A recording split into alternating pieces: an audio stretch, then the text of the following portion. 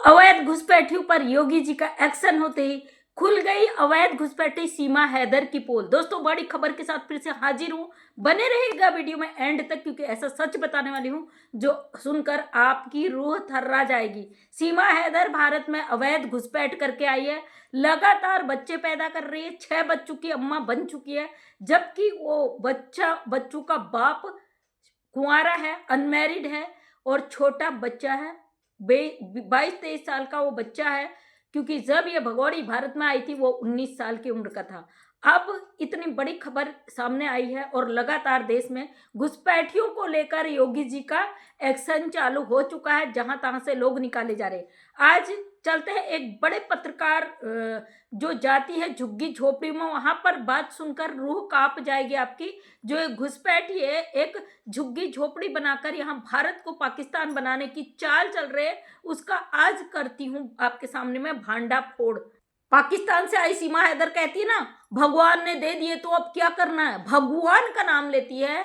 ये जो कहती थी पाकिस्तान में कहते हैं अल्लाह की देन है बच्चे, ये वो ही औरत है जो कहती है कि पाकिस्तान में होती तो मेरे कितने बच्चे पैदा हो चुके थे, वो होते वहाँ हर साल एक बच्चा पैदा किया जाता है, जो कि ये भारत में आकर ठहरने का नाम नहीं ले रही है। अभी दूसरी बच्ची 1 साल की भी नहीं है, 7-8 महीने की है। ये महिला अपने आप को 7 महीने की प्रेग्नेंट बता रही है। तो दोस्तों, ऐसा ही एक झुग्गी झोपड़ी वाले एरिया में जहां घुसपैठियों ने अपना कब्जा जमा रखा है, वहां पे पहुंच गई एक मीडिया कर्मी और उन बच्चों के सवाल देखिए ना। एक बच्चे से सवाल किया जाता है कि भाई आप क्या पढ़ते हो, छोटा बच्चा है, बिल्कुल कीचड़ फीचड़ में सना हुआ, बिल्कुल गंदा सा बना हुआ है, उसकी कोई केयर नहीं, कोई खान पान नहीं, कोई रहन सहन नहीं। एक एक झोपड़ी में, झुग्गी में 50-50 लोग इकट्ठे रह रहे। तो बच्चे का जवाब सुनकर मेरे दिमाग के पुर्जे खुल गए। बच्चा कहता है हम हिंदी नहीं पढ़ते, हम उर्दू पढ़ते हैं। और हम उनको पत्रकार मैडम जब सवाल पूछती कि आप क्या बनोगे बड़े होकर, तो वो कहता है मैं हाफिज बनूंगा, मियाँ बनूंगा, उर्दू की पढ़ाई करूंगा। ये वो पाकिस्तानी घुसपैठिए हैं जो हमारे देश में आकर घुसपैठ करके छुप कर झुग्गियों में अपनी जनसंख्या बढ़ाने का काम कर रहे हैं। यहीं पे सीमा हैदर आके अपनी पॉपुलेशन बढ़ाने का काम कर रही, खुलेआम ऑन सोशल मीडिया में चर्चाओं में चीजें हैं, लेकिन खुलेआम ये कहती है, पहले कहती थी अल्लाह का देन है, आज ये कहती है भगवान ने दिया है तो हमें रखना पड़ा। और वहां की झुग्गी झोपड़ी की महिलाओं की सोच सुनिए ना। उनसे बोला जाता है कि इतने आप एक हो, ये एक झोपड़ी में से 50-50 लोग क्यों पल रहे, इतने बच्चे एक के दोस्तों वहां 6-6, 7-7, 8-8 बच्चों से कम नहीं है। हर किसी के 8, 10, 12 बच्चे एक झुग्गी झोपड़ी में पैदा है। तो वो कहती मशीन चल रही है तो चलने दो, अल्लाह दे रहा है, आपको क्या दिक्कत है। जब अल्लाह दे रहा है तो इनका देश छोड़कर भारत में अल्लाह क्यों दे रहा है। भारत में इतनी पॉपुलेशन कहाँ से आ गई अचानक, भारत की इतनी जनसंख्या तेजी से कैसे बढ़ गई। वो तो जनगणना वाले, अगर ये घुसपैठ करके आए हैं, जनगणना में इनका नाम नहीं है, तो न जाने भारत की पॉपुलेशन कितनी बढ़ चुकी होगी, किसी को पता भी नहीं होगा। तो दोस्तों, ये झुग्गी झोपड़ी में रहने वाले लोग इसी तरीके से अवैध घुसपैठ करके भारत में आकर अपनी जनसंख्या को बढ़ा रहे हैं। यहाँ पे ऐसी ट्रेनिंगें दी जा रही है उर्दू की पढ़ाई की कि उनके बच्चों के दिमाग में देखिए ना, उससे बोला जाता है कि आप वंदे मातरम बोलोगे, छोटा सा 5-6 साल का बच्चा है तो बोलता नहीं हम वंदे मातरम नहीं बोलेंगे, हमको कोई पंडित वंडित नहीं बनना, हमको मौलाना बनना, हमको हाफिज बनना है। अगर भारत का मुसलमान नमाज पढ़े या कुछ भी करे, भारत के मुसलमान पे लोग गंदी गंदी गालियां तंज कसते हैं, वो हमारे देश का है। कुछ लोगों की मानसिकता हर धर्म में होती है, मैं उसको कुछ नहीं बोलूंगी, लेकिन हाँ, भारत का मुसलमान भारत का नागरिक है, उसके लिए सोच इतनी गंदी। लेकिन जो पाकिस्तान, बांग्लादेश, रोहिंग्या या अन्य जगहों से घुसकर भारत में अपनी पॉपुलेशन अंदर खाने बढ़ा रहे हैं, इनके लिए क्या है। अब इतनी संख्या में ये लोग हैं, भारत सरकार जब तक डिटेन सेंटर बनाएगी, ये न जाने कहाँ इधर उधर दुबक जाएंगे, फिर छुपके से निकल के फिर उसी जगह पे आके बैठ जाएंगे। दिल्ली जैसी जगह में बहुत सारे ऐसे इलाके हैं जहाँ पे इन्होंने अवैध निर्माण करके झुग्गी झोपड़ियाँ बना के यहाँ पे जनसंख्या का तांता लगा दिया। क्या ऐसे लोग आने वाले समय में हमारे देश के लिए आफत नहीं, क्या ऐसे लोग आगे को भूचाल नहीं लाएंगे। सीमा हैदर खुलेआम कहती भगवान ने दिया है तो हम पैदा कर रहे हैं, पाल रहे हैं, और ये महिला 52 दिनों से छुप कर इसने क्या किया होगा भारत के अंदर नहीं पता। अब क्या ही इसकी बात करें, हमारे देश में ही गद्दार छुपे हैं जो कहते हैं बेचारी है, सताई हुई है, पड़ी है कोने में, उससे जलते हैं लोग। इन लोगों का इलाज कैसे करें? औरों का तो छोड़िए, ये तो पाकिस्तानी अवैध घुसपैठी है। इसको बचने के लिए ऐसे आश्रय चाहिए जो इसकी संपत्ति कार्ड के अंदर फंस सके। लेकिन इन लोगों का क्या कहेंगे जो लोग इसको बेचारी, सताई हुई, प्यार में आई, सनातनी, उन लोगों का क्या स्वार्थ जुड़ा हो सकता है इस महिला से?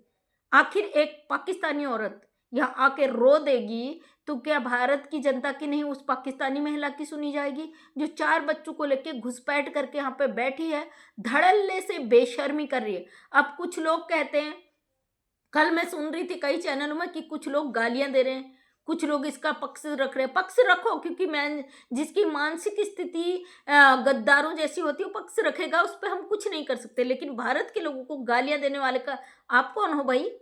आप भारतीय हो क्या? इस 2% की मुल्ली के लिए जो पाकिस्तान देश से आई है, तुम भारत की औरतों को गाली देते हो?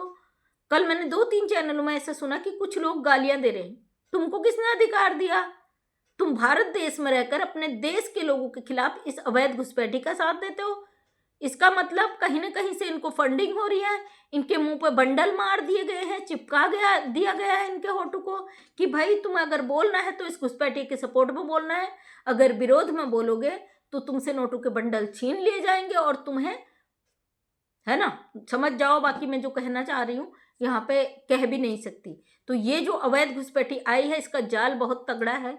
भारत आने से पहले ही ये उसकी मिशन की तैयारी कर चुकी थी। दोस्तों कल मैंने एक वीडियो डाला था जिसमें मैंने बोला था कि पहलगाम की चार्जशीट आ चुकी जो 1300 पन्नों की है, और उसमें जो पहलगाम घटना की जो साजिश है वो पाकिस्तान में हुई थी, वो सारी चीज़ें मैं विस्तार से बता चुकी हूँ। ये महिला जब से यहाँ आई है उसके बाद लगातार यहाँ पे ऐसी घटनाएं घटित होती जा रही है। जब भी ये सेलिब्रेशन करती है, जब भी कुछ ऐसा करती है, तो ज़रूर भारत के अंदर कुछ ऐसा होता है जो सोच से परे होता है। और लगातार ये हमारे देश में तरक्की कर रही है। आज अभी अभी मुझे कमेंट आया था एक वीडियो पे जिसमें मैंने डाला मोबिन मलिक सर इसके घर को लेके क्या उनका नज़रिया है, तो उस पर किसी ने मुझे कमेंट किया था इसका जो घर बन रहा है वो लाखों में नहीं है, वो करोड़ों में है।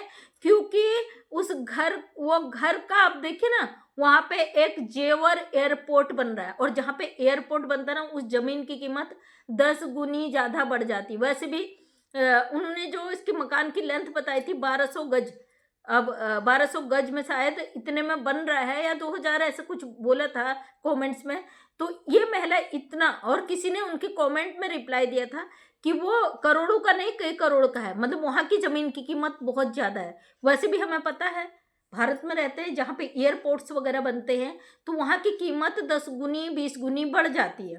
तो ये महिला रघुपुरा जैसे जगह में, नोएडा जैसे जगह में, जेवर एयरपोर्ट के पास, जो कि लप्पू ने अपने ब्लॉग में बनाया, वहाँ पे एक ज़मीन खरीदती है, उस पर निर्माण करती है।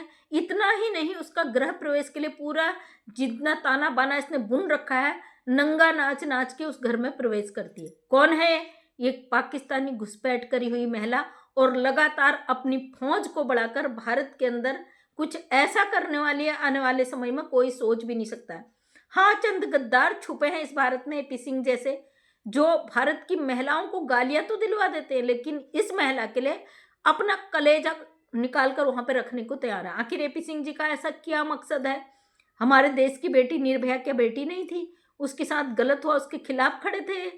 और ये औरत 4-4 बच्चों को लेके जो गलत करके आई है, जो हमेशा गलत ही करती है, इस महिला के सपोर्ट में इतना कुछ अपना कलेजा काट कर बिछा देना, क्या इनको शोभा देता? सुप्रीम कोर्ट के वकील है, कानून नहीं जानते? ये हमेशा गुंडागर्दी दिखाते हैं कि इसको गुंडागर्दी से रोक दो, इसको गालियों से रोक दो। लेकिन धन्य है मेरे भारत की शेरनियाँ जो आज तक नहीं रुकी, जो अपने देश से सच्चा प्यार करती ना, ऐसे गंदगी से नफरत करती है, वो न कभी रुकी थी, ना झुकी थी, ना कभी झुकेंगी। हाँ, कुछ लोगों को इतना ज़्यादा हद तक ट्रोल किया गया, उन्होंने अपना कंटेंट हटा दिया।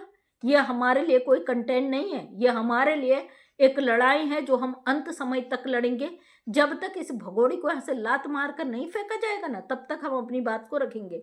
मुद्दों की कमी नहीं है, व्यूज कम बाकी आता है, व्यूज के सहारे हम यहाँ पे नहीं रह रहे, इसकी कमाई से हम नहीं रह रहे। वैसे भी हमारे चैनल पे लगातार येलो डॉलर आता, कोई कमाई नहीं होती है।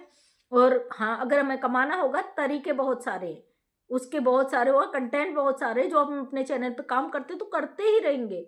लेकिन हाँ, भगोड़ी हमारे जीवन का मकसद है। जब तक इसको जेल नहीं होती, जब तक इसको डिटेन नहीं किया जाता, या जब तक हमारी सरकार हमें जवाब नहीं दे देती कि आप बोलना बंद कीजिए, तब तक हम बोलना बंद नहीं करेंगे, चाहे कोई कुछ भी कर ले। दोस्तों, कई सारे लोग कह रहे कि कंटेंट पुराना हो गया, आप कंटेंट चेंज कर लो। आप सीमा हैदर को चेंज कर दीजिए, इसका कंटेंट रोक दीजिए, हम यहाँ पे बोलना बंद कर देंगे। वही भगोड़ी, वही कारनामे, वही कानून तोड़ना, तो कंटेंट नया कहाँ से आएगा? ये हमारे लिए कोई कंटेंट नहीं है, ये हमारे लिए एक लड़ाई है। इस महिला के पिछवाड़े पे लात मार के जब तक नहीं फेंकेगी ना सरकार, तब तक हम बोलते रहेंगे। हम जानते हैं भारत का कानून बहुत अच्छा है, संविधान के आधार पर चलता है, और संविधान ऐसे अवैध घुसपैठियों को कभी भी रहने की इजाज़त नहीं देगा। और इस पर जितने सारे कोर्ट केस, जितनी धाराएं लगी है, वो सब यहाँ पे हैं और इसका अंत आएगा। इंतज़ार करिए, मैं भी इंतज़ार कर रही हूँ, आप भी इंतज़ार कीजिएगा। अगर वीडियो अच्छा लगा तो एक कमेंट करके अपनी राय ज़रूर दीजिएगा। नेक्स्ट टाइम अपना वीडियो देखना चाहते हैं तो चैनल को सब्सक्राइब जरूर कीजिएगा। और भी सामाजिक मुद्दों पर अपनी बात रखती हूँ। किसी को अपनी स्टोरी शेयर करनी है तो चैनल में मेरा डिस्क्रिप्शन में मेरा फ़ोन नंबर है, आप व्हाट्सएप पर मुझे अपनी स्टोरी बता सकते हैं, जिससे समाज पे कुछ प्रभाव पड़े और लोगों को अच्छे रास्ते दिख सके। तो आपकी स्टोरी को अपने वीडियो के माध्यम से ज़रूर शेयर करूँगी। मिलती हूँ अगले वीडियो में, तब तक के लिए दीजिए इजाज़त। जय हिंद, जय भारत, वंदे मातरम।